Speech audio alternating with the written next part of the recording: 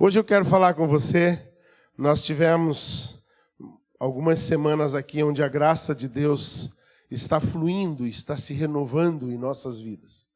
E eu quero falar com você algo poderoso de Deus, que começou já há bastante tempo nas pregações, mas no dia que foi pregado sobre tabernáculo aqui, que a missionária Jéssica pregou e explicou o tabernáculo, o Senhor me deu uma palavra, Ele disse assim, essa palavra eu quero que você pregue à igreja. E daí na semana seguinte, nós recebemos a doce graça através da conferência de mulheres, né? As mulheres aproveitaram mais do que a gente, porque elas tinham a sexta e o sábado, embora alguns homens, como eu, né, vieram no sábado também, né? Na sexta eu não pude vir, mas já assisti a mensagem, né, da pastora Arlene, e assim, pregado aqui ficou bem mais legal. Eu ouvia, às vezes, ela pregando para mim lá em casa, né? Alguém tem que ser, né, a cobaia? Não, eu estou brincando. Mas é que a gente conversa muito as coisas que Deus está falando. E daí, no meio de tudo isso, o Senhor falou, fala do tabernáculo e a igreja. O que a igreja e o povo e o mundo que se transforma em igreja tem a ver com o tabernáculo. Então, eu quero que você me acompanhe e nós vamos assistir um videozinho, né? Ele é um vídeo ilustrativo. Ele não é o vídeo original, porque não tem o acampamento das tribos ao lado. Ele é só uma figura mesmo do tabernáculo. Mas para você conhecer o tabernáculo como ele era, esse vídeo vai ser passado agora então.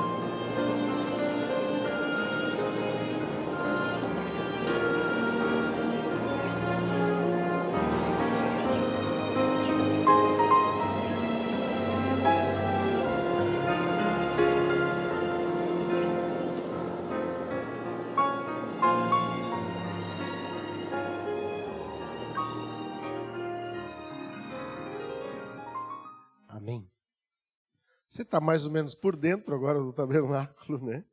Você não era judeu e nem eu andei na época do tabernáculo para conhecê-lo assim pessoalmente. Então esse 3D traz bastante luz para nós, pelo menos dos elementos do que há lá dentro. Mas o que eu quero falar com você hoje é de um plano de Deus para toda a humanidade. Primeiro nós podemos ver lá na criação que Deus fez todas as coisas com uma palavra e de repente Ele fez algo de forma especial, que foi a criação do homem. Mas a gente tem que entender por que Deus criou o homem, por que a humanidade? Qual era o propósito de Deus com a humanidade? Deus tinha o desejo de ter comunhão, unidade, intimidade com a humanidade. Ele queria casar-se com a humanidade. Você diz, como assim casar com a humanidade? Sim, se você observar lá em Efésios, você vai ver que Jesus é a referência de casamento. A igreja e Jesus são a referência de casamento para um homem e uma mulher. Como o homem deve de agir, como Jesus, pela igreja. Como a mulher deve de agir, como a igreja para Jesus. E isso também é símbolo da humanidade salva para com o Pai. Ele fez tudo, plantou um jardim, criou um lugar de intimidade, criou um lugar, e aí a gente tem a figura do tabernáculo para representar isso. Há um pátio, há uma antessala, uma antecâmara e a câmara da presença de Deus. Lá estava Adão, lá naquele lugar mais íntimo. Ele vivia lá, estava tudo perfeito, era uma maravilha aquilo, mas ainda não tinha sido revelado todo o plano de Deus. E você pode entender isso quando você lê a Bíblia, e na Bíblia está escrito que mesmo aquele homem que vivia aquela intimidade, aquela perfeição, ele recebeu uma ordem, mas da árvore do meio do jardim, você ainda não pode comer, porque se você comer dela agora, você vai morrer. Se você comer dessa árvore no meio do jardim, certamente morrerás. Deus tinha criado esse homem e ele estava provando a humanidade para um relacionamento com ele, porque ele não queria casar-se com a humanidade, com uma humanidade que casasse com ele, pelo que ele tem, pelo que ele pode, mas queria que a humanidade, que os homens o amassem pelo que ele é. Eu acho que ninguém deseja casar-se com alguém que está casando com seu carro, com seu apartamento, com sua conta bancária. Nós queremos casar com pessoas que casem com a gente, pelo que a gente é. Deus colocou essa humanidade à prova em Adão e disse para ele, olha, ainda não, você não pode, está proibido, esta árvore está vedada. Mas entrou na história um outro ser que já tinha liberdade de escolha diante de Deus e escolheu ser Deus. E por isso foi expulso dos céus. Aí poderíamos entrar em toda a doutrina básica, né? Sistemática da igreja aqui, é o que nós cremos.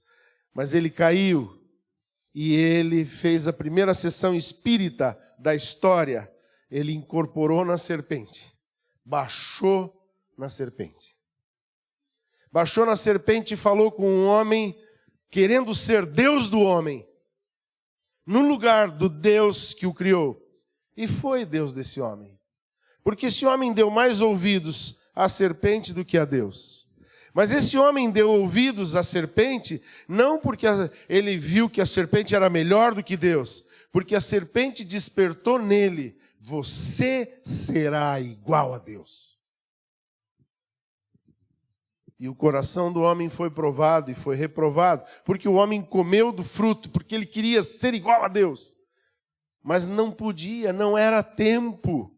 Não estava preparado para o plano de Deus, para as bodas do Cordeiro com a humanidade. Eles não estavam preparados, então não era tempo de se comer. E por não ser tempo, o homem, conhecendo o mal, se escondeu de Deus. Quando Deus veio conversar com aquele homem disse, eu me escondi de você.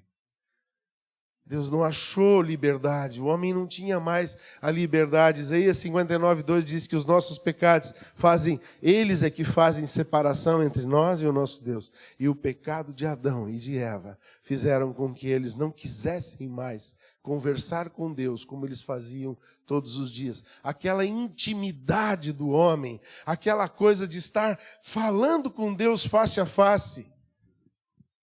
Na Bíblia diz que Moisés teve esse privilégio. Deus disse, com vocês eu falo por profecias, por ilustrações, mas com ele eu falo face a face. Mas ele não viu a face de Deus. Deus, quando ele pediu para ver, disse para ele, entra na rocha, fechou ele na rocha. E quando Deus passou, ele olhou atrás da glória de Deus e desceu daquele monte com o seu rosto brilhando, e demorou muito tempo para desvanecer aquela glória brilhosa do rosto do homem. Mas Adão conversava com Deus todos os dias. Tinha acesso, conversava, mas de repente Deus o chamou e ele se escondeu de Deus. Não tinha mais liberdade de conversar com um Deus santo, pensando do jeito que ele pensava. Até porque, até para Eva, a mulher que Deus tinha dado para ele já não olhava mais de uma forma certa. Ele olhava na carne para ela agora. Ele olhava com malícia. Ele disse, eu não consigo viver na tua presença, a santidade é a malícia. Eu tenho malícia em mim, eu não consigo ficar perto de você, Deus. Deus disse, tá bom, então você vai ter que sair desse jardim. Mas já que você vai ter que sair desse jardim, é uma precaução para que você não venha comer ainda da árvore da vida e ser eternamente assim. Então o homem teve que sair. E nessa saída, Deus amaldiçoou a serpente, disse, sobre o teu ventre rastejará, colocou sobre a mulher uma maldição, disse, com dores darás à luz aos teus filhos, e chamou o homem e disse, por tua causa maldita é a terra. Não amaldiçoou o homem, mas a terra que ele ia cultivar. E disse, que venham, nasçam agora. Olha, depois da queda, Deus continuou criando. Ele disse, produz a terra então, espinhos e abrolhos. Tem gente que acha que ele criou mosca, mosquito, tudo nessa época também. A mulherada de sapo e perereca foi depois da queda, só pode ser, não foi no jardim. Mas espinhos e abrolhos, preste atenção. Quando Jesus se fez maldição no nosso lugar, com a maldição da terra, ele foi coroado. Ele tomou sobre si a maldição da terra, espinhos e abrolhos. A redenção é plena. Esse homem caído não podia viver na presença de Deus. E então Deus começa a pregar para esse homem. Mas chegou num ponto que Deus disse, não dá, vou ter que destruir. Mas a misericórdia de Deus procurou um homem justo. Não que Noé fosse perfeito, como era Jesus. Mas ele estava muito acima daquela civilização daquela época. E Deus disse, vou recomeçar por ele. Tem muitas coisas que eu entendo das Escrituras, eu não quero falar aqui hoje. Eu tenho um objetivo nessa mensagem. Então, Deus destruiu mais uma vez os pecados, mostrando realmente que Ele odeia pecados. Ele odeia estas coisas, Ele não quer essas coisas, mas Ele ama a humanidade. Então Ele disse, mas eu preciso preparar a humanidade que vem para mim. Mas olha quantas pessoas estão indo para o inferno desnecessariamente. A Bíblia diz, e nós vamos ver, né? Escatologia, não esqueça de se inscrever. No final do culto o Guilherme vai estar lá. A Bíblia diz que, agora fui falar da escola, perdi o fio da meada aqui.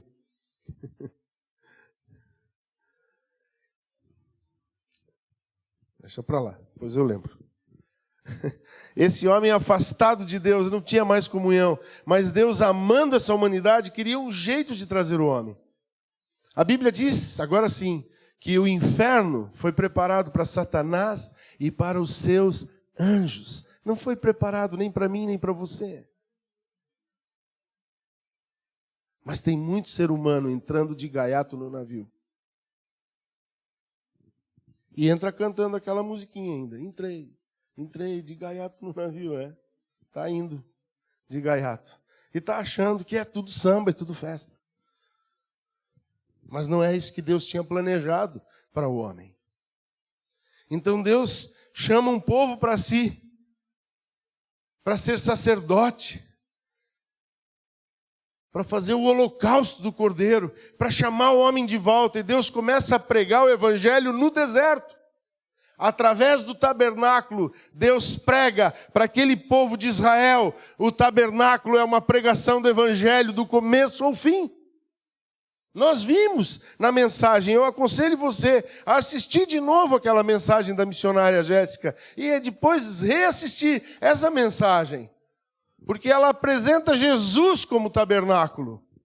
Jesus e o tabernáculo, Jesus revelado em cada fase, em cada peça do tabernáculo. E eu quero que você entenda que a igreja precisa viver o projeto do tabernáculo para voltar para Deus. Deus estava pregando o evangelho. Se você quer ganhar um judeu para Jesus, você tem que aprender muito bem essa mensagem.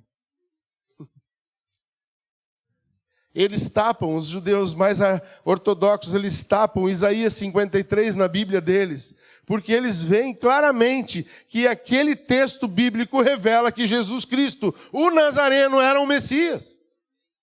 Porque a descrição da crucificação está ali. O evangelho vem sendo pregado todo esse tempo.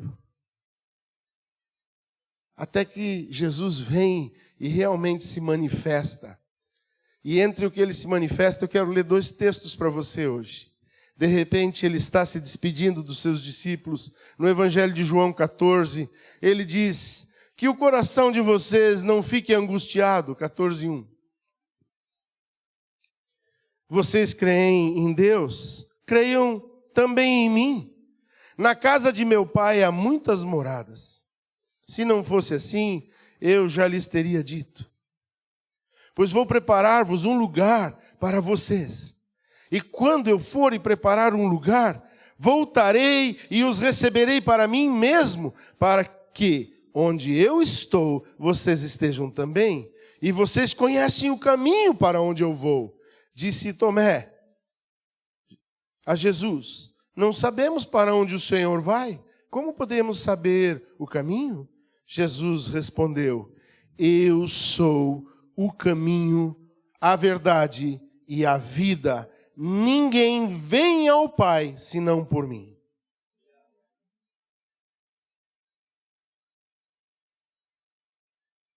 E aí, os apóstolos começam a anunciar esse evangelho ao ponto de algum deles, ninguém sabe certo, muitas pessoas creem que foi o apóstolo Paulo que escreveu, outros pensam que é a influência do apóstolo Paulo, de Priscila e Áquila, sobre a vida de Apolo, que fez Apolo escrever esse livro. E aí há tantas possibilidades, e talvez nenhum deles escreveu, mas alguém anônimo mesmo escreveu o livro de Hebreus.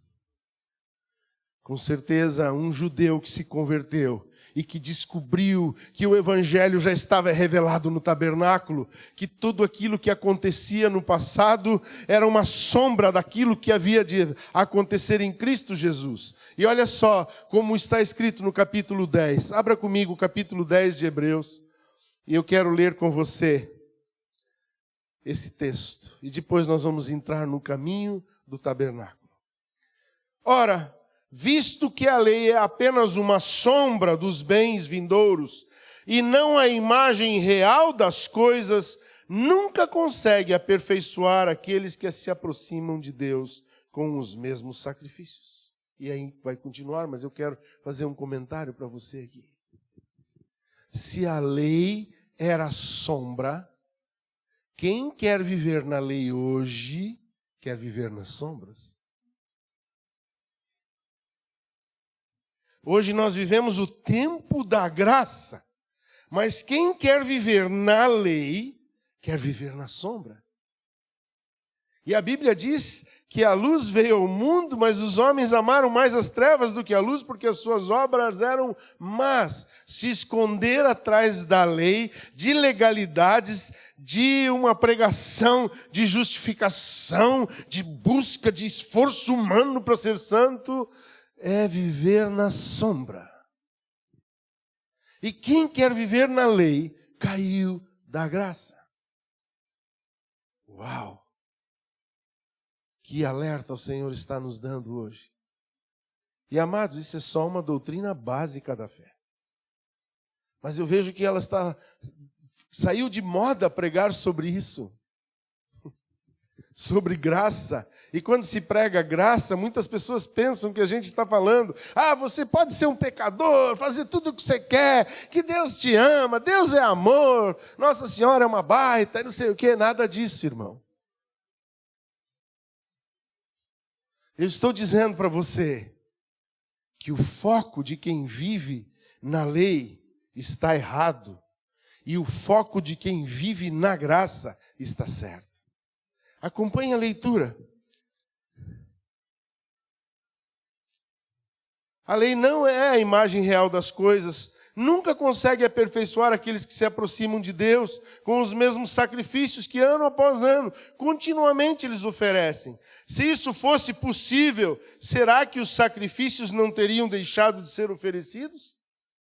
Se aqueles sacrifícios da lei realmente apagassem os nossos pecados, destruíssem o poder do pecado sobre a nossa vida, eles tinham parado de ser feitos. Mas por que eles faziam de ano em ano? Porque ano em ano eles continuavam pecando. Olha só o que a Bíblia diz. Porque os que prestam culto, tendo sido purificados uma vez por todas, não mais teriam consciência de pecados. Entretanto, nesses sacrifícios ocorre recordação de pecados. Todos os anos, porque é impossível que o sangue de touros e de bodes remova pecados. Amados, quando uma pessoa fica fixa no pecado como eles acabavam fazendo um culto ao pecado. Uma pessoa que vive na carne, que quer viver na lei, na sombra ainda hoje, e ela faz todos aqueles esforços, na verdade, ela está tão preocupada com o pecado. Ela está o tempo todo: não, isso aqui é pecado. Isso não pode. Não posso. Que ela está fazendo na sua vida um altar para o pecado. Diferente da pessoa que vive na graça, que olha para Jesus e diz: nossa, eu te quero na minha vida, eu quero que você viva em mim, eu quero uma nova vida, eu quero deixar as coisas que para trás ficam, eu quero viver contigo. Ele tem um altar para Cristo na sua vida. Aí o pecado bate a porta dele e diz: ei, que tal nós? Ele diz: não tenho tempo, eu estou buscando o perfeito, eu nem preciso fazer esforço. Ele já fez tudo por mim. O pecado não tem vez na vida de uma pessoa assim. Mas naquela pessoa que está ali lutando, cabe aquela passagem de Pedro: como o cão que volta ao seu vômito e a porca lavada ao lamaçal. Porque ele luta contra o pecado, e ele se esforça e ele cai de novo. E ele luta contra o pecado, mas ele cai de novo. E ele está vivendo na lei, e ele está recordando o pecado. Mas o que Jesus falou na ceia? Fazer isto em memória de mim. Enquanto pessoas fazem o que fazem em memória do que o pecado pode fazer, do pecado que pode acontecer, pessoas vivem em memória dele. Isso não me faz dizer assim: então eu vou ser um pecador, porque ele já fez. Não, isso me faz honrá-lo e dizer: Senhor, Tu és melhor que pecado. Tua presença é melhor do que a do mundo. Estar contigo é melhor do que estar no mundo. Não queira viver na sombra. Mas olha o que acontece. Jesus explica que o sangue, aqui o escritor de Hebreus explica a verdade sobre Jesus, e ele diz: porque o sangue, é impossível que o sangue de touros e de bodes remova pecados. Por isso, ao entrar no mundo, Cristo disse, presta atenção: sacrifícios e ofertas não quiseste, mas preparaste um corpo para mim. uma unção nessa palavra. O que é impossível aos homens é possível para Deus. Ninguém consegue tirar pecados das suas vidas, nem mesmo derramando sangue de uma ovelhinha inocente, nada disso pode acontecer. Mas me preparaste um corpo. Olha o que ele continua dizendo. E não te agradaste de holocaustos e ofertas pelo pecado. E então eu disse, eis, aqui estou, no rolo do livro está escrito a meu respeito. A Bíblia, do começo ao fim, revela Cristo. O foco das Escrituras é Cristo. E diz mais, estou aqui para fazer, ó Deus, a tua vontade. Eu vim para o mundo com um propósito. Eu vou morrer por aqueles que não podem nada fazer. Tem um outro vídeo que as mulheres assistiram, e eu gostaria até de passar ele agora. Pois quando a gente chegar no caminho ali, eu posso passar mais rápido no tabernáculo. Mas passa aquele videozinho da oferta do cordeiro aí.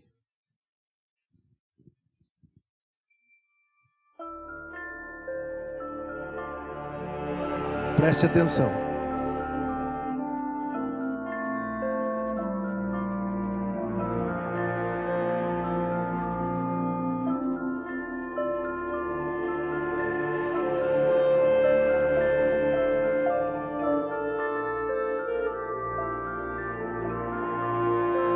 O Cordeiro sem defeitos.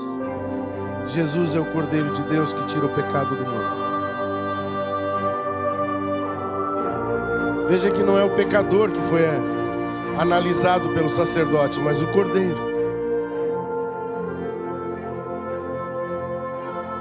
O pecador impõe as suas mãos sobre o Cordeiro e transfere toda a sua culpa e seus pecados para ele. E recebe toda a pureza daquele cordeiro na sua vida.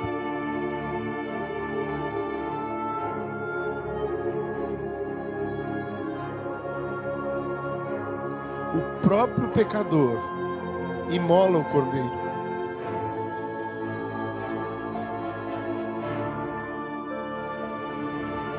E o cordeiro é oferecido no altar do sacrifício. Tatalestai, está consumado.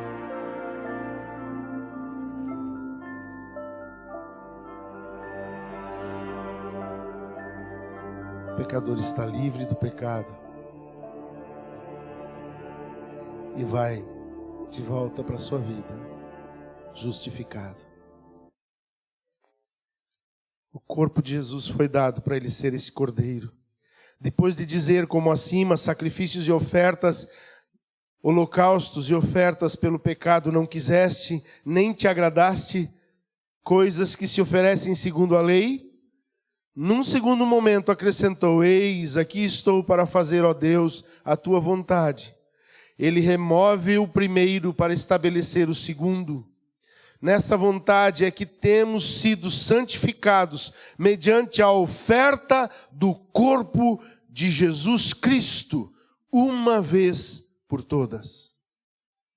Ora, todo sacerdote se apresenta dia após dia para exercer o serviço sagrado e oferecer muitas vezes os mesmos sacrifícios que nunca jamais podem remover pecados. Jesus, porém, tendo oferecido para sempre um único sacrifício pelo pecado, assentou-se à direita de Deus, aguardando daí em diante até que os seus inimigos sejam postos por estrado dos seus pés. Porque com uma única oferta aperfeiçoou para sempre os que estão sendo santificados.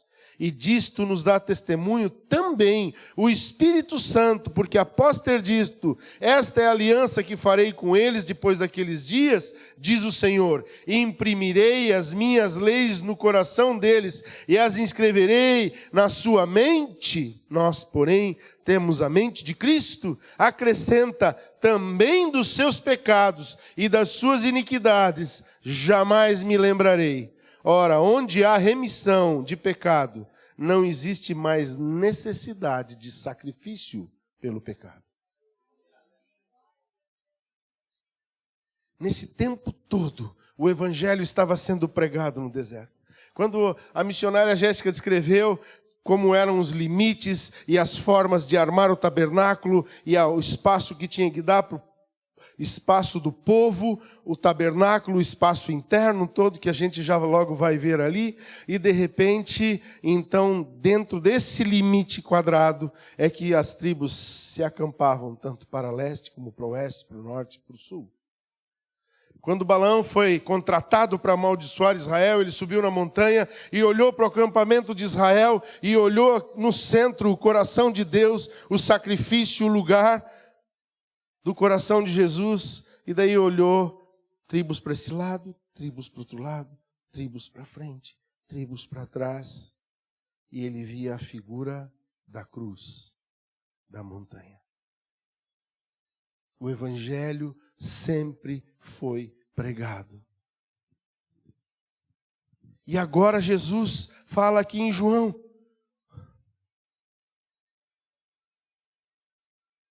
ele diz assim,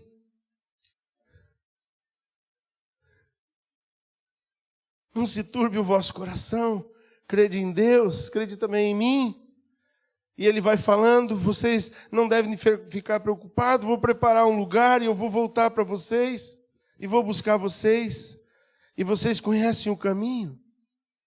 Então Tomé disse, não, nós não sabemos o caminho, não sabemos para onde vai. E então Jesus respondeu, eu sou o caminho, a verdade e a vida, e ninguém vem ao Pai senão por mim. Veja, vem ao Pai por mim. Se for possível colocar agora aquela figura do tabernáculo, que é uma planta baixa. Não, a outra, essa, a anterior. Essa, pode ser essa. Ela é bem simples. Daí você diz, está escrito em inglês, mas eu acho que tem gente que nem consegue ler o que está escrito, mas o que importa é você ver a figura. Amados, aqui está o caminho da igreja. Lembra? Adão tinha comunhão com Deus todos os dias. O homem perdeu a comunhão com Deus. O tabernáculo mostra o caminho de volta para o lugar santo. Volta para a comunhão e a intimidade com Deus.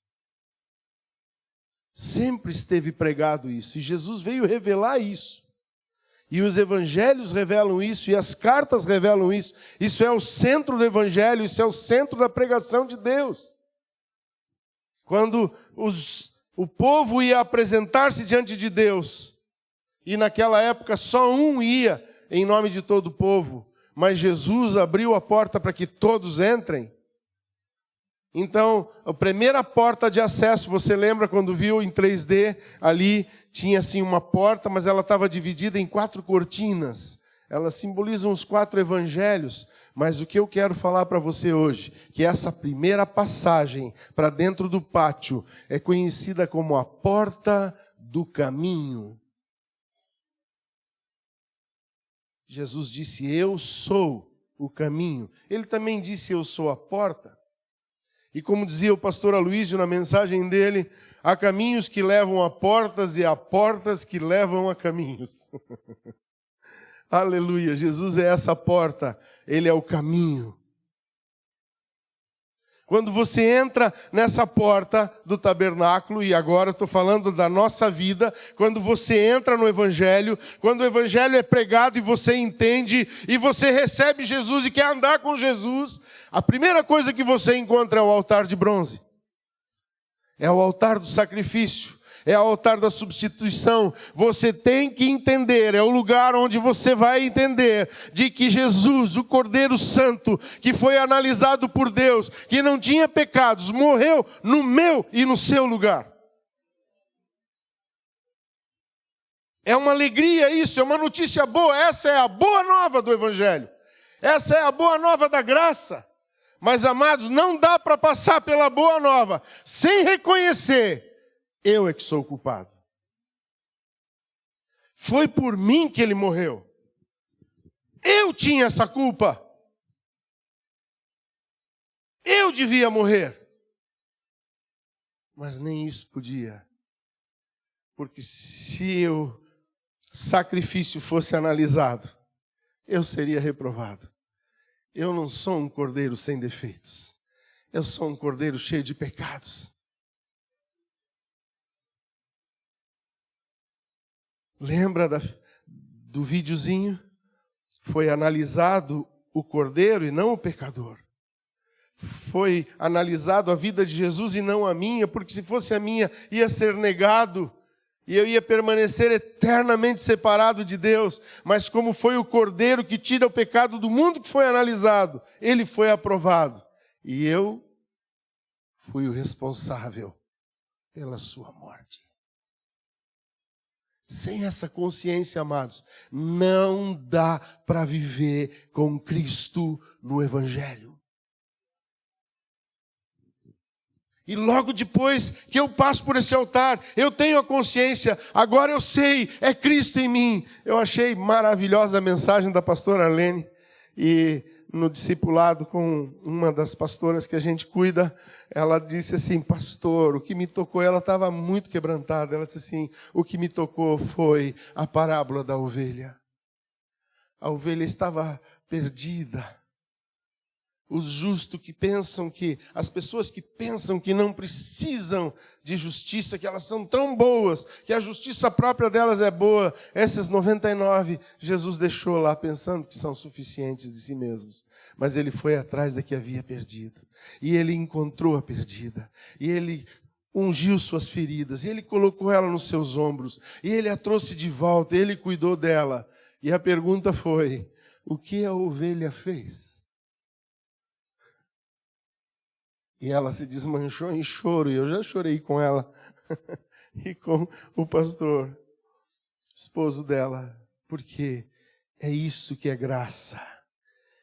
Eu merecia, e eu ainda fui responsável, foi pela minha culpa que Jesus morreu. Eu não precisei fazer nada, só aceitar ser carregado, só aceitar ser aceito. Só aceitar ser amado. Uau! Que doce graça! Então agora eu entendi, eu estou no reino, eu passei a ser filho. Lembre-se de uma coisa, Jesus morreu, o unigênito de Deus. E ressuscitou o primogênito de muitos irmãos, dos quais eu faço parte agora. Dos quais você faz parte agora. Mas o nosso caminho, estou justificado, estou pronto, a obra dele foi plena por mim, mas a minha caminhada continua. E então eu continuo e encontro a pia de bronze, aonde a lavagem de água pela palavra traz santificação. Vós já estáis limpos pela palavra que vos tenho pregado. Ele fala da noiva sendo preparada e ele diz, marido, você tem que cuidar da sua esposa com a lavagem de água pela palavra. Está lá em Efésios. E ele está dizendo, na caminhada você ainda tem que passar pelo processo de santificação. Não fica-se santo só assim e pronto. Não, você tem uma caminhada e a palavra vem te lavando. E a palavra vem te limpando. E a palavra vai te transformando. E você vai conhecendo a verdade. E você vai tomando decisões. Mas você já é filho. Você pode voltar sujo da rua para casa. Eu não sei como era com a sua mãe, mas a minha mãe, às vezes, ela me olhava e dizia, meu Deus, Que sujeira. Pior é que a gente tem que dizer assim, estou limpo. A gente sempre se acha limpo, né? Mas aí eu tenho que ser lavado. E quando eu estou sendo lavado, acontece uma coisa maravilhosa. Eu me deparo com a segunda porta. E sabe como é que é o nome da segunda porta? Quando eu entro na palavra, quando eu me lavo na palavra, eu me deparo com a porta onde Jesus diz, eu sou a verdade. O nome dessa porta que entra nesse segundo ambiente ali agora se chama a porta da verdade. E quando eu entro na verdade, quando eu conheço a verdade, eu entro no ambiente da verdade, eu conheço 3 elementos poderosos para a vida cristã. Primeiro, eu vejo a mesa da propiciação. Tem 12 pães ázimos que simbolizam os 12 patriarcas de Israel. Toda a promessa de Deus, de um povo separado, de um povo escolhido, de tribos preparadas para ele, estão ali. Todas as promessas do Messias estão ali. Tudo que Deus ia fazer na terra está através daquele povo, daqueles 12 patriarcas. Também simbolizam esses 12 pães os 12 apóstolos. A doutrina dos apóstolos. Agora presta atenção comigo. Patriarcas anteriores à lei. Apóstolos posteriores à lei.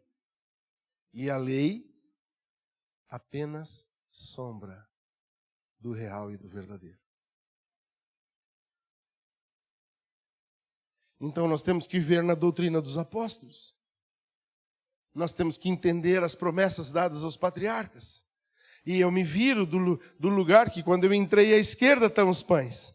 Mas daí eu viro para o outro lado, à minha direita, e eu me deparo com um candelabro.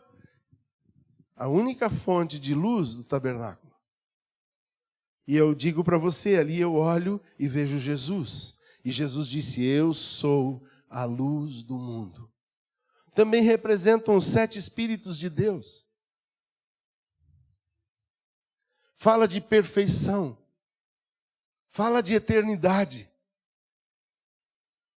E essa experiência com a luz, ela é tremenda. Aí muitos crentes estão parando de viver a vida cristã. Eles vivem uma vida até ali, mas quando tem que entrar na frente da luz, e a luz vai iluminar todo o seu ser, vai mostrar tudo o que você é, diante de Deus, todas as coisas estão nuas e patentes. E se nós queremos caminhar com Deus, temos que ser transparentes. Lembra, Adão caiu, a primeira coisa que ele fez foi tentar tapar a vergonha que ele sentia de algumas partes dele. Mas voltar para a luz é tirar tudo, despir-se do velho homem e revestir-se do novo homem. É deixar a luz de Deus entrar no nosso coração. Eu lembro, eu era pequeno e eu cantava do lado do meu pai, na igreja onde nós íamos. Deixa penetrar a luz, deixa penetrar a luz, deixa a luz de Deus espeja em ti. Oh! Quando a luz entra, Jesus entra, a plenitude de Cristo está em mim. Não vivo mais eu, Cristo vive em mim. Esse viver que agora tenho na carne, vivo pela fé no Filho de Deus. E daí Jesus fala a meu respeito. Quando eu passo pela luz, Ele fala ao meu respeito e ao seu respeito. Vós sois a luz do mundo. Uau! Que transformação! Que processo! Agora eu, que estava sujo, que estava imundo, que era culpado, fui liberado das minhas culpas, fui lavado da minha sujeira, fui conhecendo a palavra, entendi as promessas, entendi o plano e as leis da vida no Evangelho, porque a doutrina dos apóstolos são a lei de Cristo. Não a lei mosaica, mas a lei da graça. A lei da liberdade em Cristo Jesus. E quando eu aprendo isso, e a luz entra, e eu e a luz nos fundimos, e eu passo a ser a luz do mundo, agora a esperança do mundo começa a se revelar na minha vida. Quem assistiu aquela pregação, as 4 visões de Jesus viu, primeiro Jesus na cruz, depois Jesus num homem, depois Jesus na palavra, depois Jesus em mim. Chegamos nesse nível, Jesus em mim. Cristo em vós, a esperança da glória. Agora não vivo mais eu, Cristo vive em mim. Por isso que eu falei para você, quem vive na graça, quem faz como Paulo, deixando as coisas que para trás ficam, prossigo para o alvo da soberana vocação que está em Cristo Jesus. O pecado não tem mais poder. Por isso João escreve lá na sua primeira carta, dizendo que aquele que é nascido de Deus não vive no pecado, porque ele vive em Cristo. Ele está cheio do Espírito Santo. A lâmpada para funcionar precisa de óleo, precisa do Espírito Santo. E aqui no livro de Hebreus diz, e no versículo 15 do capítulo 10, e disto nos dá testemunho também o Espírito Santo, porque é Ele que vai escrever, e imprimirei as leis no coração deles, e as inscreverei sobre a sua mente. É o Espírito Santo testificando com o nosso espírito. Mas há uma outra experiência maravilhosa no candelabro. Há fogo. Eu vos batizo com água, disse João Batista. Mas aquele que vem após mim vos batizará no Espírito Santo e com fogo. Ele vai encher vocês de óleo. E quando você estiver cheio de óleo, ele vai tacar fogo em você.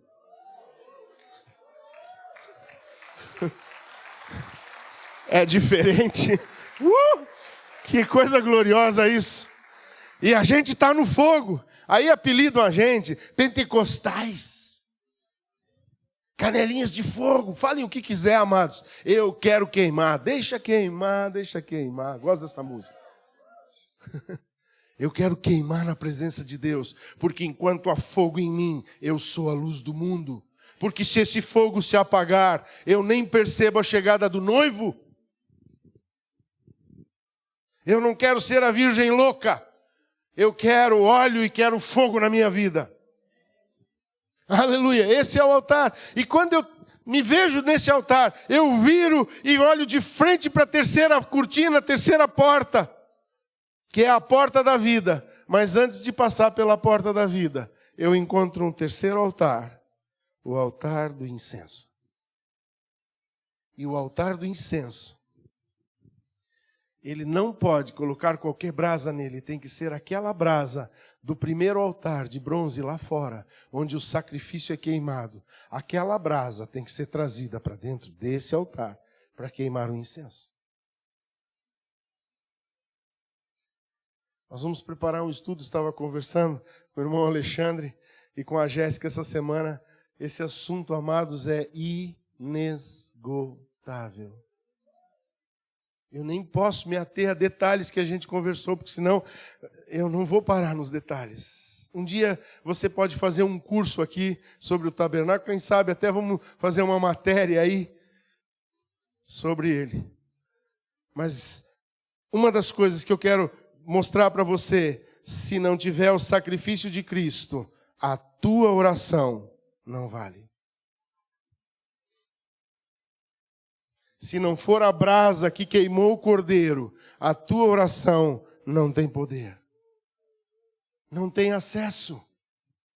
Jesus disse em João 14, se pedirdes alguma coisa ao Pai em meu nome, eu farei.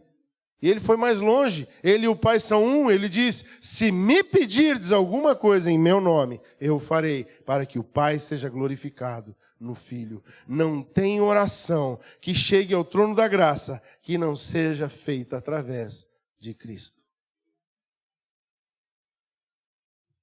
Não adianta, amados. Desculpe, talvez você é alguém que viveu, e eu tenho né? A Arlene viveu há 22 anos nessa ideia de que podia se orar para qualquer pessoa. Mas não. É Jesus. E quando a minha oração sobe como incenso, e ali tem tanta simbologia, mas eu não quero entrar nesse detalhe, mas sai uma fumaça e ela penetra de alguma forma, só a fumaça dentro daquele lugar santo. E a nuvem de Deus desce, ela está lá dentro, porque é o lugar da presença de Deus. E a fumaça da glória de Deus, da Shekinah de Deus, se funde com a minha fumaça, da minha oração. Acontece o primeiro milagre de restauração. Minha oração e a oração de Deus, a minha palavra, as minhas palavras e a palavra de Deus se encontram e se restabelece o primeiro diálogo profundo com o Pai. Até aí o Espírito Santo falou comigo, Jesus falou comigo, a palavra fala comigo, mas de repente eu tenho acesso ao que Adão perdeu lá no jardim. Jesus disse: ninguém vem ao Pai senão por mim. E esse caminho está todo desenhado no tabernáculo. E nós chegamos na presença de Deus de novo. Que glorioso é poder dizer: Pai. E Ele dizer: sim. Fala, Haroldo, o que você quer? Estou te ouvindo.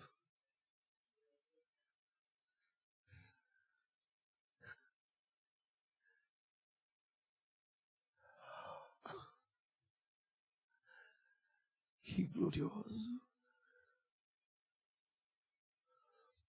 Eu posso falar com meu Pai de novo, eu posso caminhar com Ele.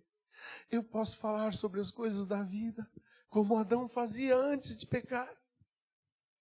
Porque agora eu também não tenho pecado, os meus pecados foram removidos de mim.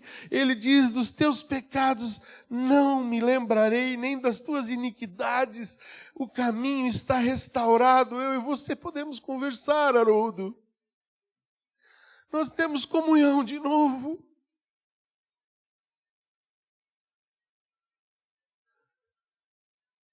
Eu fico imaginando as conversas de Deus com Adão. E aí, o que você achou? Ele disse: que ervazinha estranha é essa que nasceu aqui, hein? Vou chamar isso aqui de era. Por quê? Porque eu vou cortar. Agora não é mais. Era. Mas ela cresce em tudo quanto que é rocha e parede que existe. E aquele bicho lá, Senhor? Olha só que interessante. Botei o nome dele de elefante. Aí Deus disse: por que, Adão? Olha bem, Senhor. Você já viu um animal com cara de elefante igual a esse? Intimidade, falando do dia a dia. Falando das coisas da vida. E agora eu tenho, através de Jesus, acesso a falar: Pai, o que você diz do nosso país? O que eu posso fazer, Senhor, pela minha cidade? O que eu posso fazer pela escola dos meus filhos? O que eu posso fazer, Senhor?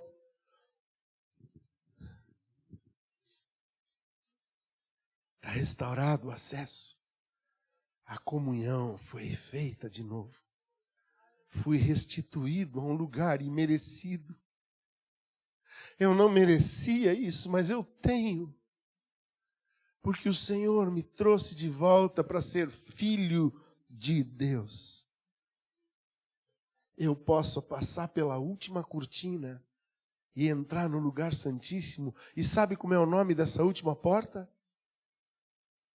Se você está ouvindo com atenção, você sabe. É a porta da vida. Porque Jesus disse: eu sou o caminho, a verdade e a vida. Engraçado que os discípulos chegam para ele e conversam com ele sobre ele vir buscá-los, sobre ele ter comunhão com eles, de ele restabelecer algo, e ele fala algo para eles, para retornar para Deus. Eu vou falar de algo que vocês conhecem muito bem, que é o tabernáculo. Eu sou a primeira, a segunda e a terceira porta. Eu sou o caminho que leva à presença do Pai. E ninguém vem ao Pai senão por mim. Não adianta. Você diz assim, pastor, mas eu tenho buscado em muitas religiões. Há um só caminho. Ele não disse, eu sou um caminho. Ele disse, eu sou o caminho. Ele não disse, eu sou uma verdade. Ele disse, eu sou a verdade. E ele não disse, eu sou talvez uma das vidas. Ele disse, eu sou a vida. E a Bíblia diz, quem tem o Filho de Deus tem a vida. Quem, porém, não tem o Filho, não tem a vida. É forte demais, mas isso é evangelho, amados. E isso você tem que conhecer. Porque quando você for lá fora, isso é o evangelho que tem que ser pregado. É isso que nós temos que fazer com as pessoas que estão perdidas, pegá-las pela mão e atravessar a porta do caminho e apresentá-las no altar e elas entenderem o que acontece, elas ficam livres, justificadas, o pecado delas é pago e daí eu conduzo ela pelo discipulado para a palavra e depois que ela está sendo lavada pela palavra, eu passo a porta da verdade com ela e ela começa a conhecer a verdade, eu começo a apresentar os planos das doutrinas dos apóstolos, a promessa dos patriarcas, eu começo a falar com ela sobre a luz do mundo, e eu vou levando ela através de Cristo, até que Cristo esteja formado nela, e Paulo disse, sofro dores de parto, até ver Cristo formado em vós. Amados, por isso que nós adotamos essa visão de trabalho na igreja. O quanto antes você quer ser alguém de Cristo, quer obedecer o ID, é tão simples. Isso aí é imutável. O Evangelho é imutável. Agora nós temos tido estratégias de Deus que nos ajudam. Se você está aqui na igreja e não faz parte de um grupo, procure um grupo e já diga para o líder daquele grupo, eu quero passar pelo nível 1.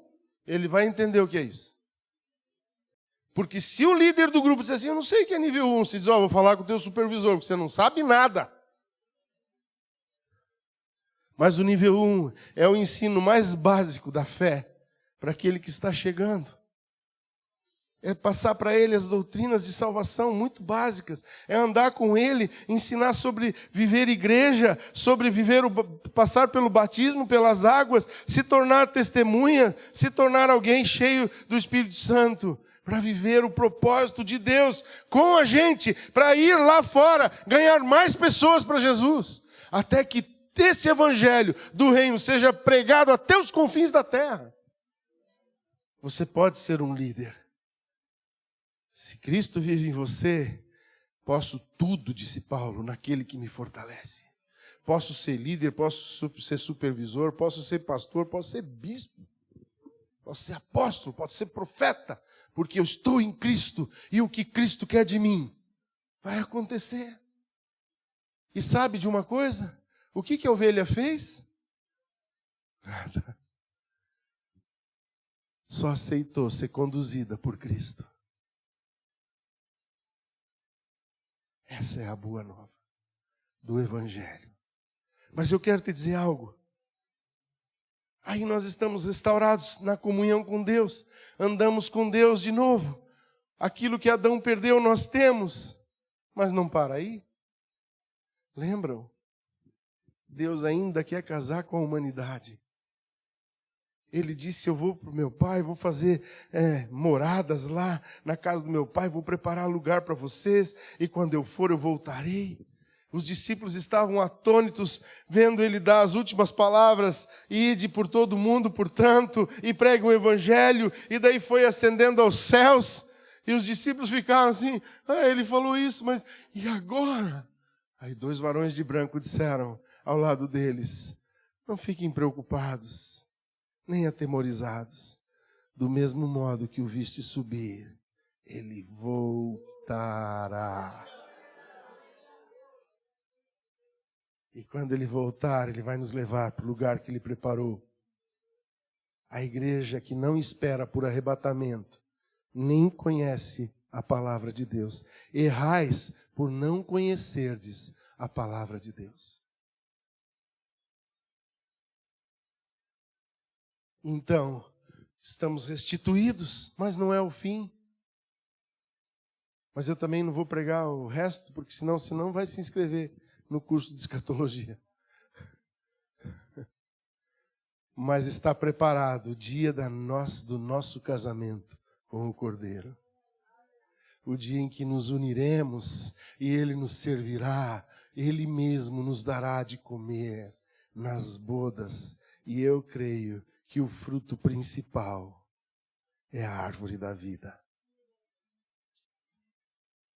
E daí seremos com Ele eternamente. Aleluia.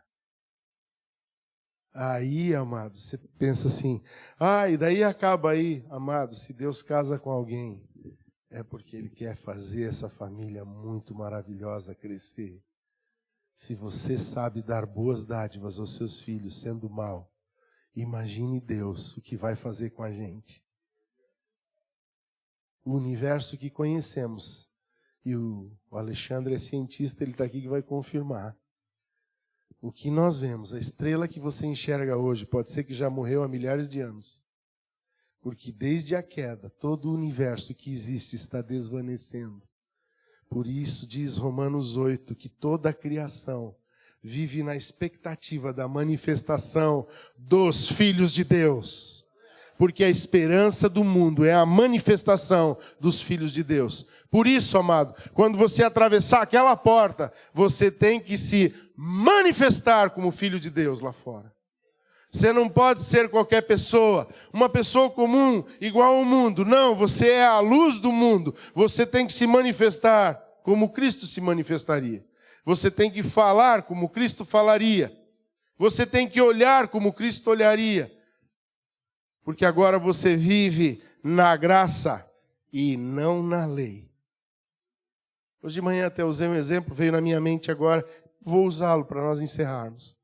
Quem vive na lei, que tem a atenção das coisas pela força da sua própria carne, quando passa, por exemplo, uma mulher bonita na rua, ele olha a carne dela. Ele olha para as curvas dela. Mas quando alguém está na graça e passa a mesma mulher na rua, ele olha e diz, uma alma. Porque a ninguém mais conhecemos segundo a carne, diz a Escritura lá em 2 Coríntios 5. Eu vou ler isso para você. 2 Coríntios 5.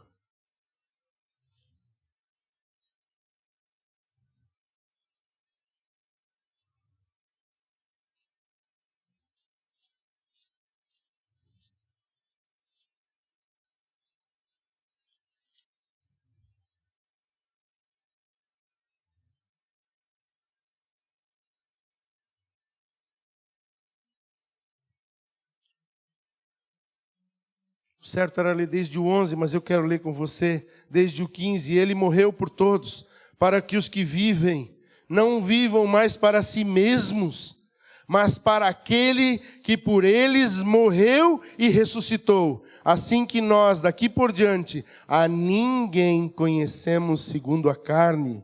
E se antes conhecemos Cristo segundo a carne, já agora não o conhecemos deste modo. E se alguém está em Cristo, é nova criatura. As coisas velhas, as coisas antigas já passaram, eis que se fizeram novas. Fique de pé. Os irmãos que vão servir a ceia podem ir lá buscar os elementos.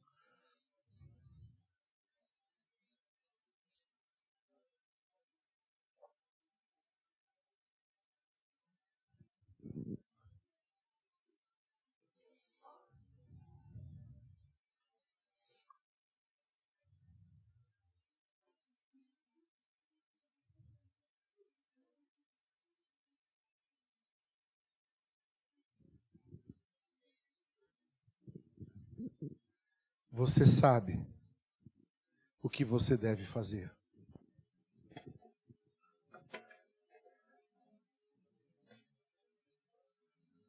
Alguém disse, mas é tudo de graça.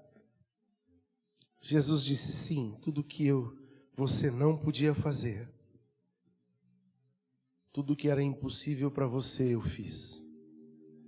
Mas ele diz uma coisa, que nos é possível. Ele disse: se você quer vir após mim, tome a tua cruz e siga-me. Assista a mensagem Doce Graça da pastora Arlene. Lá existem alguns comparativos da graça e da lei que eu queria que você ouvisse. Eu não posso falar isso agora porque eu já estou passando do horário. Mas eu quero te dizer algo. Jesus conta que você, compreendendo e iluminado o teu entendimento, vai tomar uma decisão de ser o embaixador dele nessa terra. Aleluia. Ele conta que você vai ter coragem de dar o testemunho do que ele fez na sua vida, de quem você era e em quem você se tornou. Talvez você diga: mas pastor, não está assim como deveria de estar. Minha vida não está bem assim, desse jeito. Amados, não se assuste. Eu também estou em processo. Mas uma coisa faço, é que deixando as coisas que para trás ficam, eu prossigo para o alvo da soberana vocação que está em Cristo. Porque a ninguém vemos segundo a carne, ninguém vai julgar você, mas ele está passando por isso, mas ele está vivendo essa dificuldade, mas o casamento dele está assim, ai, mas ele é muito, o temperamento dele. Eu quero te dizer uma coisa: aquele que começou a boa obra em nós é poderoso para dar cabo dela, mas ele não quer ficar esperando você ser perfeito, porque as pessoas lá fora são imperfeitas. E se alguém muito perfeito pregar para elas, elas vão dizer: eu nunca vou conseguir ser assim. Mas se alguém como nós pregar para elas, ela vai dizer: se eles podem, eu também posso. Se eles alcançam, eu também alcançarei. Oh, tchalarabassoricandalamai. Há um segredo na vida. E sabe, amados, aquela doutrina de que é o pastor que tem que fazer a obra. Não, amados. É o povo. Nós precisamos aprender a desmontar o tabernáculo quando a nuvem começa a se mover, e seguir a nuvem, e quando ela parar, montar o tabernáculo de novo. Não precisamos inventar outro tabernáculo. É o mesmo tabernáculo. É a mesma revelação. É o mesmo evangelho. É o mesmo Cristo. Você não precisa inventar uma nova maneira, nem um novo jeito, nem uma nova história de Jesus para pregar. E eu quero te dizer uma coisa, amado: por mais loucura que pareça, a mensagem da cruz tem que ser pregada como ela é, porque é a mensagem da cruz que é poder de Deus. Incline a sua cabeça. Se tem alguém aqui hoje que entrou aqui que não tem, nem começou, ou talvez começou, mas em algum lugar da sua caminhada parou. Mas antes de falar com as pessoas que pararam em algum lugar, eu queria falar: se tem alguém aqui hoje que nunca começou uma caminhada com Jesus, eu queria orar por você. E eu queria dizer, eu me sinto responsável de apresentar essa caminhada para você. Hoje eu só preguei, mas no próximo grupo de crescimento, que é livre, vocês vão conversar livremente, andando no parque, jantando juntos, sobre o que Deus quer fazer com a sua vida. Você não vai receber um estudo, mas Deus vai estar provando os nossos corações. Até onde eu sou dele? Se você nunca tinha dito para Jesus: eu quero Eu quero ser teu, eu quero te receber, eu quero viver esse caminho, eu quero entrar em ti, eu quero uma nova vida. Se você deseja fazer essa oração hoje, levante a sua mão, eu quero orar por você. Aqui tem uma senhora, tem mais alguém? Por favor, alguém vai ali, acompanha ela, vem aqui à frente, eu quero orar com você. Se tem mais alguém, além dessa senhora, vem aqui orar. Eu quero orar com você. Temos duas senhoras. Eu quero começar essa caminhada. Eu quero viver essa caminhada com Jesus. Eu quero Ele na minha vida. Está vindo um moço, um filho lindo. Aleluia. Alguém aqui do lado dele, por favor.